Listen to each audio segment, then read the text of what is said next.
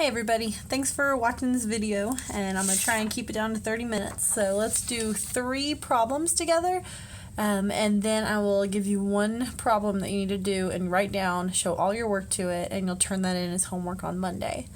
So what we're going to do first is, the first problem we're going to do is similar to what we did in class today, where we're finding the Ecell for the following reaction. Now feel free to pause this video at any second, because sometimes I might throw something on there and then, you're like, what just happened there? So stop it. This is great because in class you can't be like, pause, mute, hold on. Here you totally can. So feel free, pause it as needed in order to slow it down for you. So the first thing is, what is the Ecell for this following reaction? So first of all, what we've got here is this line notation that we talked about briefly. And the way these are always set up is that you have your anode written first. Remember the single lines, those represented a phase change, so you go from a solid to aqueous. This double line represented your salt bridge. It's also what separates your anode from your cathode. But you always, just by convention, write your anode first, then your cathode. Another way of telling this is if we go look at this giant table from our worksheet, if we go on here and we find our zinc, so on here we're looking from where zinc goes to zinc 2+. So if we kind of scroll through, we're looking for our zinc. Here is our zinc right here. So that has a standard cell potential, or standard reduction potential of -0.76. And if we look at it for copper, this is the one that's a little higher up, 0.34. Now if you remember, I had you guys write up here, whatever is higher up gets reduced, whatever is further down here is getting oxidized. So that means zinc should be oxidized, therefore it should be at the anode, check.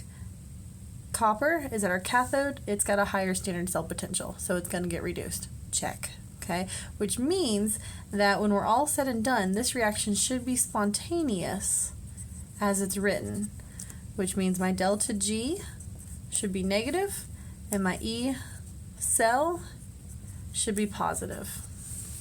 Okay. Alright, so let's do this reaction. So, and this is a little bit simpler because before I had you figure out which one was the anode, which one was the cathode. Whenever I give you the line notation like this, I've basically already told you this is my anode, this is my cathode. So how do we do this? You always want to start out by writing your half reactions. So remember, anode is oxidation, so we should write the reaction. So let's first write out the standard reduction reaction, just like what we saw in our table. So it should look just like this. So we've got zinc 2+ plus 2 electrons goes to zinc. Okay. My standard cell potential is -0.76. Now, because this is written as reduction, that means that the electrons are getting added in as a reactant. We need to flip it in order to make it an oxidation, because anode, oxidation. So we need to flip this in order to turn this into an oxidation reaction. And when we flip it, we're also going to change the sign of our standard reduction potential, because now it's not a standard reduction potential, it's oxidation. So we flip the equation. Zinc goes to zinc 2+ plus 2 electrons. Flip the sign, that makes that positive 0.76, and that's the equation we're going to be working with. Okay, so now this is our oxidation reaction and our reduction reaction. So we go back to our table and once again look at copper. So we have copper 2+ plus 2 electrons goes to copper. Standard reduction potential of 0.34. Alright, remember this is my reduction. Reduction occurs at the cathode. In order to find my Ecell, that equals E of my reduction, so my cathode, plus E0 at my anode. So all I'm going to do is I'm going to add these two. As long as I have flipped this around like I should have, I'm just going to add these two together. So I go with my calculator. And I'm going to literally just type in, let me use this calculator, that way you can see what I'm doing. So all I'm doing, whenever I'm getting this number, it's 0.76 plus 0.34 gives us 1.1. So Ecell equals 1.10 volts. And that's my final answer there. I could have asked you a little bit further, so I could have said, okay, well, what is delta G? If that were the case, remember delta G is negative N times F times E cell. So you go back and you look at your notes and you ask yourself, what is N again? Remember, N is the number of electrons transferred. So first off, I have to make sure these are balanced, because remember, if there's 2 electrons, 3 electrons, we don't really care how many electrons are transferred whenever we're figuring out Ecell, because you never, ever, ever multiply this number by a number. Even if there's 5 electrons, you don't multiply this by 5. Ever. Period. Ever. If there's nothing else you get from the video, don't ever do that. Okay? So instead, you have to look up here and make sure it's balanced. Is it balanced? Yes, because there are 2 electrons here, and there are 2 electrons here. So that means that it is balanced as it were written. If you were to write the net reaction, you could add those 2 together. And your net reaction for this would be zinc plus copper 2 plus yields zinc 2 plus copper. Okay? Everything on the left stays on the left. Everything on the right stays on the right. That's your net equation. How many electrons were transferred in that whole reaction? 2. So that means my delta G equals negative 2 moles times my Faraday's constant, which is 96,487 coulombs per mole, or joules per volt times mole, times my Ecell, which is 1.10 volts. My volts and moles are going to cancel, leaving me with joules. So delta G equals, go back to my calculator, and we can literally type in, clear. So negative 2 times 96,487 times 1.1 equals negative 212,271.4, or delta G equals negative 212 joules, kilojoules. Okay. All right, so that's problem number 1. Problem number 2. So with that problem, I was asking you to calculate the standard cell potential, and I'm also asked you to calculate your delta G. Was it spontaneous? Sure was. This equation, all I'm going to ask you to do is balance it. Okay, so I'm not asking you standard cell potential. I could ask you that. You could do it for this one just as easily as you could the last one. But on this one, I just want you to practice balancing it. Basically, all of this is going to let us figure things out at the very end. Okay, so kind of keep all these things as skills that you can learn and apply to any equation. All right, so we're balancing this equation. The first thing you want to do when you're balancing an equation is always turn it into different steps. So you want to write your half reactions. So on this side, I've got iron and iodide. On this side, I've got iron and iodide. Check. I've only got 2 things. Super easy. So write one half reaction where I just simply write Fe3 plus on one side. I'm leaving space. Fe2 plus on the other. And then here I've got I minus, leaving some space, I2 minus over here. The first thing I should note is before I start adding electrons, I need to make sure my atoms are balanced, meaning I've got 1 iron atom over here, 1 iron atom on this side, so it's balanced. But iodine, on the other hand, I've got 1 iodine atom here, 1 iodine atom here. I can't just throw a 2 on here, because that changes it. It's no longer just I minus. But I can change the coefficient, so now it's 2. So now I need to balance my electrons. So remind myself, I've got a total of 3 positive charges on this side of my equation, 2 positive charges on this side of my iron equation. So in order to make it so my charges are balanced, if I add 1 electron right here, that means 3 minus 1 gives me a positive 2. Now my charge is balanced for iron. Do the same thing down here for iodine. So negative 1 charge over here, 0 charge over here. Okay, but is that really negative 1? Negative 1 times 2. Don't forget that. So it's really negative 2 on this side. So in order to balance out my charges, I actually have to add 2 electrons to this side. You can't ever subtract electrons. You can only add. You've never seen like iron minus iodine, so you don't ever try to do that with electrons. Just simply see electrons on that side or electrons on that side. Now, let me ask the question, which one is reduced and which one's oxidized? If the electrons are a reactant, reduced. Electrons are a product, oxidized. So I want to now balance it. That was my whole point. So in order to balance it, I have to look at my electrons. In this equation, only one electron is involved. In this equation, 2 electrons. So in order to balance it, I need to multiply this whole equation by 2. So now I have 2 irons plus 2 electrons yields 2 irons. Okay, I'm going to scribble this one out just so I know I'm now working with these last 2. Now I have 2 electrons right here and 2 electrons on this side. They are going to cancel out. So add these 2 reactions together. 2I minus plus 2Fe3 plus yields I2 plus 2 irons. And that is my final net equation. So let's get a little more complicated then. Let's balance this reaction. But we're going to make it more complicated. We're balancing it in acidic media. Now what makes it more complicated? If I look at everything I've got chromium, I've got oxygen, I've got hydrogen, I've got nitrogen, I've got oxygen again, etc. So I've got a whole bunch of stuff. But the thing that noticed right off the bat is there's a hydrogen on this side, but there's no hydrogen anywhere over here. And so the idea here is anytime we're going to balance a reaction, we have to say, okay, in order to find more hydrogen, is it in neutral media? If it's in neutral, there's going to be some water that can donate and help balance this. If it's in acidic, we're going to have some extra protons flying around. If it's in basic, we're going to have extra hydroxides. And so acidic basically tells you, you can use water to balance. You can also use hydrogen ions to balance. If it's basic, you've got hydroxide ions and you've got water. So really that's the only extra step. But in answering these types of questions, I actually break it down into a whole bunch of steps. If this helps you, great. But here's what I'm going to do, and feel free to pause this and write it down. My steps that I'm going to take is I'm going to write the half reaction. I'm going to balance every element other than oxygen and hydrogen. Then I'm going to balance my oxygens first by adding water to whichever side I need to add it to. Then I'm going to balance my hydrogens by adding protons wherever I need to add them. Then I'm going to balance my charge by adding electrons. Then I'm going to balance the electrons across the half reactions by multiplying.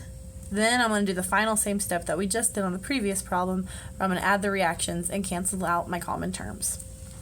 So my first step is write my half reactions. Okay, so I've got chromium over here and I've got chromium over here. I'm pretty much just going to ignore oxygen and nitrogen for the moment. Not going to worry about them. So I've got chromium and I've got chromium. So I'm going to do the same thing I did before, is I'm going to write it out and I'm going to leave room to let stuff happen. Then I'm going to do the same thing for the nitric acid, or nitrous acid.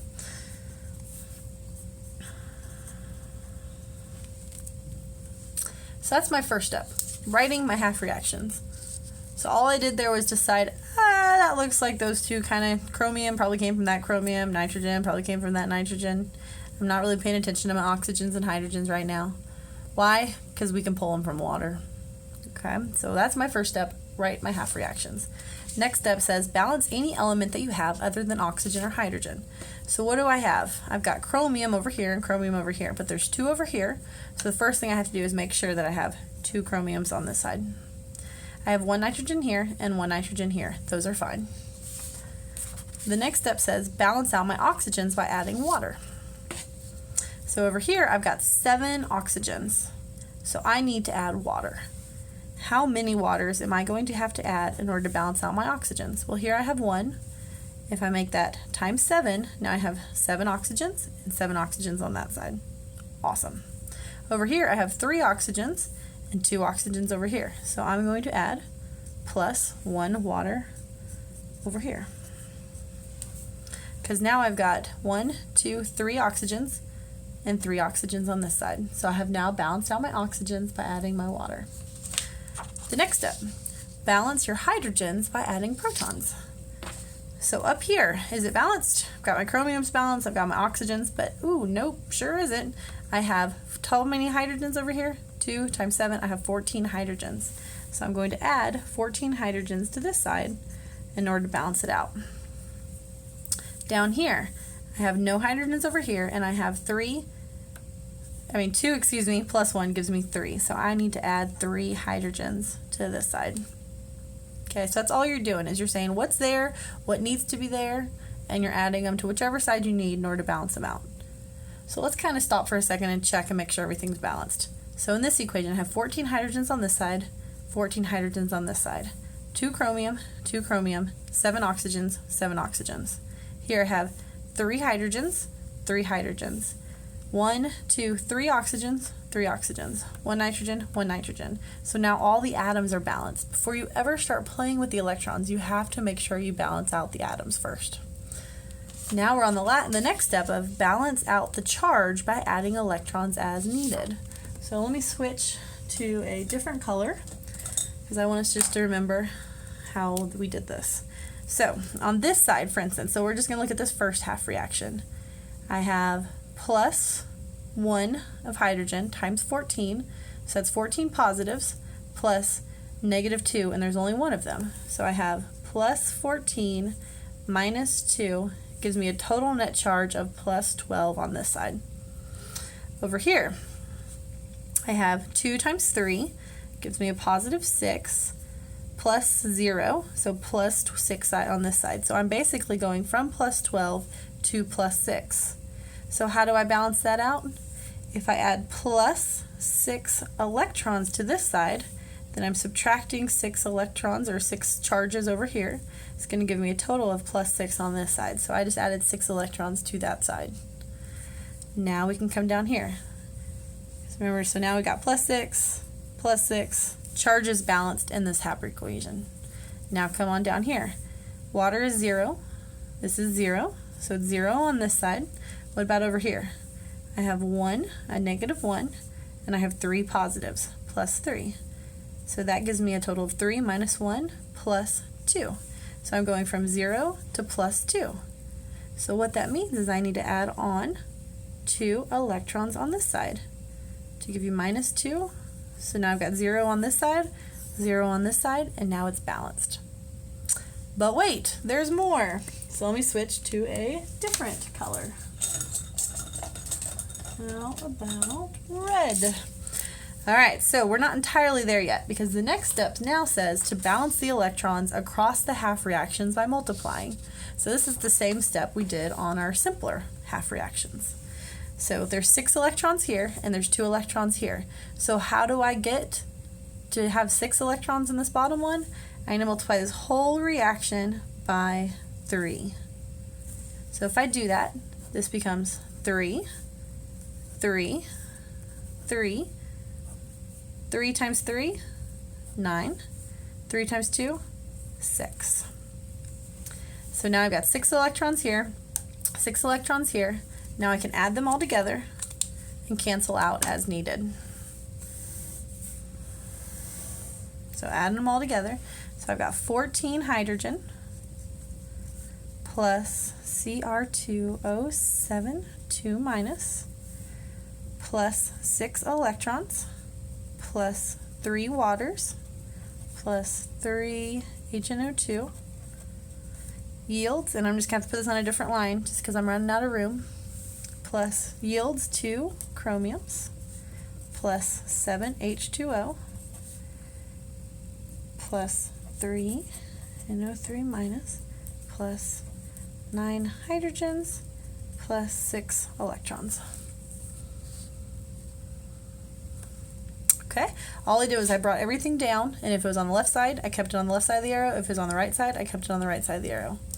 So now I need to figure out what does each side of the reaction have in common, meaning there are 6 electrons on this side, 6 electrons on that side, so they're going to cancel out. What about my hydrogens? I have 14 hydrogen over here. Use a different color. I have 14 hydrogens on this side, and I have 9 hydrogens on this side. So if I do that reaction, which one's going to have more? The left side has more. So there's 14 over here and 9 over here. That means these 9 are going to go away. 14 minus 9, I'm going to be left with 5 hydrogen. Okay, so now my electrons have gone away and my hydrogens have gone away. What's left? I've got water on both sides of my equation. So I've got 3 waters here and 7 waters here. So what that means is all 3 of these hydrogens are going to go away. 3 of these are going to go away, leaving me with 4. 7 minus 3 is 4.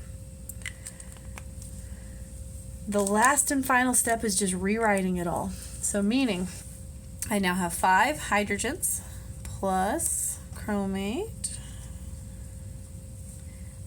plus 3 HNO2 yields 2 chromiums plus 4 waters plus 3 nitrates. And that is my final reaction. I then always recommend a couple things. Let's go back and make sure the charge is correct. So meaning, what is my net charge on the left side of the equation? What's my net charge on the right? So I've got 5 positives from my hydrogen, 5 plus a -2 plus 0 from the nitrous. Then I have 2 times +3 is 6, 0, 3 times a -1, -3. So 6 minus 3 gives me +3 on this side. 5 minus 2 gives me +3. Is my charge balanced? Yes. What about my molecules, or my atoms? I have 5 hydrogens on this side, plus 3. I have a total of 8 hydrogens on my left side of the equation. 4 times 2, I've got 8 hydrogens right here. Chromium, 2 chromiums, 2 chromiums. What about nitrogen? 1 nitrogen, 1 nitrogen. Oxygen, 3 times 2, 6, plus 7, that's 13. What about on this side? 4 plus 3 times 3 is 9. So 9 plus 4 is 13. Is that what I said before? I hope so. Yes, I did. Perfect. That means we're all good and balanced. Check. Those are the 2 kind of checks I would always do. All right, so the last thing I might ask then is which one of these equations was an oxidation reaction and which one is a reduction? Because up here, we've got these 2 equations. We've got number 1 and we've got number 2. So my question is, which one is an oxidation reaction and which one is a reduction reaction? So remember, if you got electrons on the left side of the equation, that's reduction. If you got them on the right side of the equation, that's oxidation. Or another way you can think about it is originally you went from a +6, you went from 12, a +12 was what you were originally at before you added the electrons, to a +6, so you were reduced. Here it went from 0 to, originally it was at -2. So this one, on the left side, that's reduction. So number 1 is a reduction half reaction, and this one is an oxidation half reaction. Okay. And then down here, we have our net redox equation. All right, so that is the last kind of piece of the puzzle that I wanted you to focus on for today's lecture. So what I want you to do for homework is to work on this equation. I want you to balance the following in acidic media. So this is your equation. I want you to write down all the steps. So complete all of these steps for it. Write the half reaction, balance all the elements, then balance the electrons, then come up, cancel out your terms. So do this, write it on a sheet of paper, put your name on it, and you'll be turning that in on Monday. On Monday, what we have left is we're going to work on balancing equations in basic media, and then we're going to look at how does E0 correlate to, how does E0, so our standard reduction potential, how does that compare with the non-standard E? So we're going to compare those 2 on Monday. Have a fantastic night, and I will see you on Monday.